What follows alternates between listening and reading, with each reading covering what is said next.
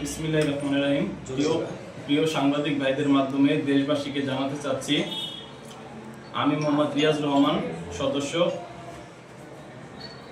NCP, Shakil খান যুগ্ম সমন্বয়ক, মহিউদ্দিন সদস্য, কাজী রফিক সদস্য।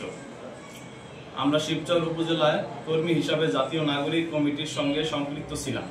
দেশের কল্যাণ ও একটি নতুন সমৃদ্ধ বাংলাদেশ গড়ার স্বপ্ন নিয়ে আমরা এই সংগঠনে যোগ দিই।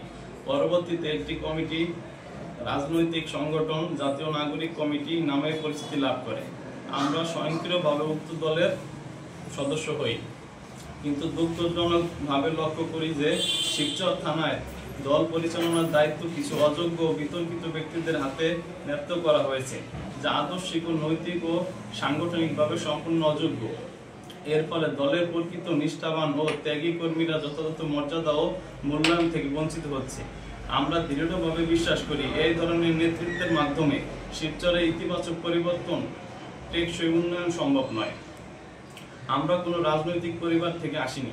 কোটা আন্দোলনের বিভিন্ন সময় গণ আন্দোলনের ছাত্র সমাজের পাশে থেকে সক্রিয় অংশগ্রহণ করেছি। যদিও রাজনীতিতে আমাদের অভিজ্ঞতা সীমিত, তবুও দেশপ্রেম ও সমাজের প্রতি দায়বদ্ধতা থেকে আমরা দলে যুক্ত হয়েছিলাম।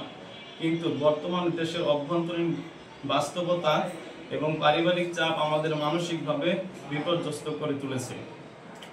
রাজনৈতিক কর্মকাণ্ড ও পরিচালনা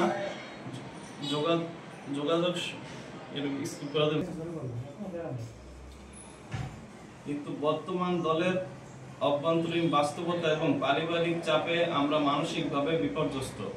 রাজনৈতিক কর্মকাণ্ড পরিচালনা ও যোগাযোগ রক্ষায় প্রয়োজনে পরিবারের সম্পর্কে টানাপোড়েনের সৃষ্টি হয়েছে। এর প্রেক্ষাপটে দীর্ঘ আত্মবিশ্বাস ও গভীর চিন্তা ভাবনার পরে আমরা সজ্ঞানে ও সম্পূর্ণ স্বেচ্ছায় জাতীয় নাগরিক কমিটি থেকে পদত্যাগের সিদ্ধান্ত নিয়েছি।